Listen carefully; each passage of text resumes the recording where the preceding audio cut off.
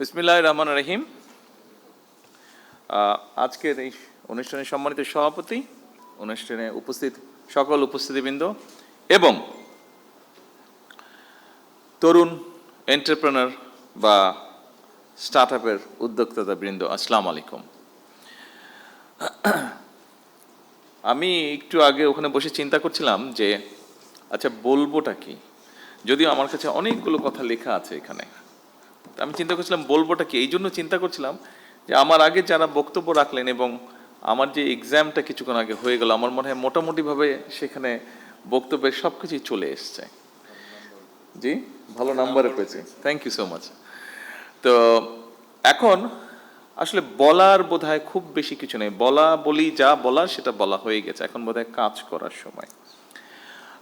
আপনারা যারা এখানে নতুন এন্টারপ্রেনার আছেন, উড বি এন্টারপ্রেনার আছেন, যারা এগিয়ে আসতে চাচ্ছেন, যারা কিছু করতে চাচ্ছেন, আপনাদেরকে একটা কথা আমি শুধু বলি, আপনারা যেটা করতে চাইছেন, it's not so easy, it's very difficult, it's very difficult. Optical brightener, colour guard এবং জার্ট লক সমৃদ্ধ অ্যাডভান্স ফর্মুলায় এলো নতুন রে ডিটারজেন্ট পাউডার। কিন্তু আপনি পারবেন যদি আপনার ইচ্ছা থাকে। আমি আমার লাইফের একটু ছোট্ট একটু বিষয় তুলে ধরতে চাইছি। আপনাদেরকে নিরুৎসাহিত করছি না, আমি আপনাদেরকে উৎসাহ দিতে চাইছি। দেখুন, আমার লাইফে আমি ব্যবসা বাণিজ্য করেছি, যতটুকু ডিসেন্টভাবে বেঁচে থাকার জন্য প্রয়োজন আমি ব্যবসা বাণিজ্য করেছি। কারণ আমার লাইফে ব্যবসা বাণিজ্য শুরু করতে না করতেই আমি রাজনীতির সাথে জড়িয়ে যাই। দুটো জিনিস একসাথে চলে না, কিন্তু বেঁচে থাকতে হবে, সেই জন্য যতটুকু ব্যবসা বাণিজ্য করা প্রয়োজন ডিসেন্ট লাইফের জন্য আমি ততটুকু করেছি। বাকি সময়টা আমি আমার রাজনীতির জন্য দিয়েছি। এখানেই আমি ঠিক করে নিয়েছি যে এখানেই আমাকে এগিয়ে যেতে হবে। কিন্তু এই এগিয়ে যেতে গিয়ে একটা মানুষকে অনেক কিছুর ভিতর দিয়ে যেতে হয়। আমি গিয়েছি মানসিক নির্যাতন, আমি গিয়েছি শারীরিক নির্যাতন, বিভিন্ন রকম হিউমিলিয়েশন, বিভিন্ন রকম ফিজিক্যাল টর্চার, বিভিন্ন রকম যন্ত্রণার মধ্যে দিয়ে আমি গিয়েছি। অনেক ধৈর্যের পরীক্ষা দিতে হয়েছে। তারপরে আমি আজকে আলহামদুলিল্লাহ আল্লাহর রহমতে একটা জায়গায় এসেছি। আপনাদেরকে খুব সংক্ষেপে এটা বলার কথা অর্থ হলো, আপনাদেরকে এরকম অনেক কষ্টের মধ্যে দিয়ে যেতে হবে। তবে আপনাদেরকে এতটুকু বলতে পারি, এই মুহূর্তে আমার সরকারের অবস্থান থেকে আমি বলতে পারি, আমরা আছি আপনাদের সাথে, আপনাদেরকে হেল্প করার জন্য, আপনাদেরকে পথ দেখানোর জন্য, আপনাদের পাশে দাঁড়ানোর জন্য আমরা আছি। কতটুকু পারবো আমি জানি না, বাট আমরা আছি। যতটুকু পারবো সর্বোচ্চ শক্তি দিয়ে আমরা আপনাদের পাশে থাকার চেষ্টা করব আমরা ইনশাল্লাহ। এই জন্য আমি এই কথাটা বলছি, কারণ আপনাদেরকে এগিয়ে আসতে হবে। আপনারা আজকে যারা এন্টারপ্রেনার হবেন, যারা হতে চাইছেন, যারা হয়ে গিয়েছেন, কাজ শুরু করেছেন, এখানে বেশ কয়েকজনকে আমরা দেখেছি যারা বেশ কিছু দূর এগিয়ে গিয়েছেন, এবং এগিয়ে গিয়ে যারা মানুষ, সমাজ, সামগ্রিকভাবে দেশের উপকার করছেন।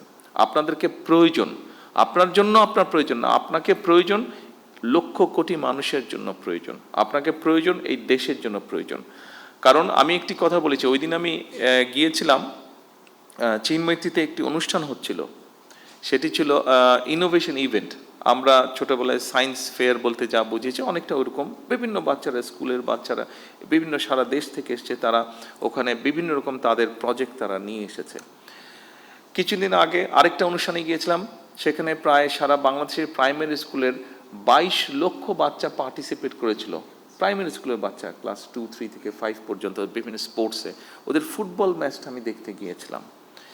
এই দুটো ইভেন্ট, বিশেষ করে এই দুটো ইভেন্ট দেখার পরে আমি অ্যাকচুয়ালি, যেহেতু আমি রাজনীতি করি, মাঝে মাঝে হয়তো হতাশ হয়ে যেতাম, বা মাঝে মাঝে এখনো মাঝে মাঝে কিছুটা, অনেক ক্ষেত্রে বেশি হতাশ লাগে। কিন্তু এই বাচ্চাগুলোকে দেখার পরে নিজেকে খুব কনফিডেন্ট মনে হয়েছে। এই জন্য কনফিডেন্ট মনে হয়েছে। আর আজকে যখন আপনাদের কতগুলো কাজ দেখলাম, আপনাদের কয়েকজনের বক্তব্য শুনলাম, তখন নিজের কনফিডেন্সটা আজকে আরও বেড়ে গিয়েছে। কারণ দেখুন, যেহেতু রাজনীতি করি, একটা তো আমার লক্ষ্য আছে, উদ্দেশ্য আছে। রাজনীতি আছে, দলের পরিকল্পনা আছে, সব কিছু আছে, কাজ আছে। কিন্তু যেহেতু দেশ পরিচালনার দায়িত্বে আছি, আমাদেরকে দেশকে নিয়ে আমরা চিন্তা করি, দেশের বিভিন্ন সেক্টর নিয়ে চিন্তা করি।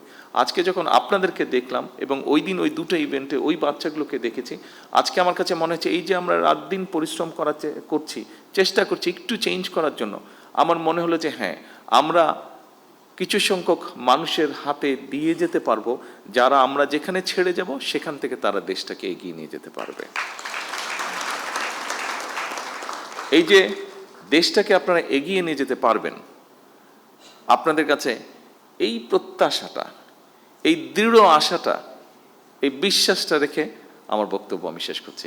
আপনাদের সাফল্য কামনা করে, আপনারা যারা যারা এগিয়ে আসছেন প্রত্যেকের সাফল্য কামনা করে, আবারও আমি বলছি, আমরা আছি আপনাদের সাথে। কতটুকু পারবো জানি না, আমাদের সর্বোচ্চ দিয়ে আমরা চেষ্টা করব আপনাদের পাশে থাকার জন্য।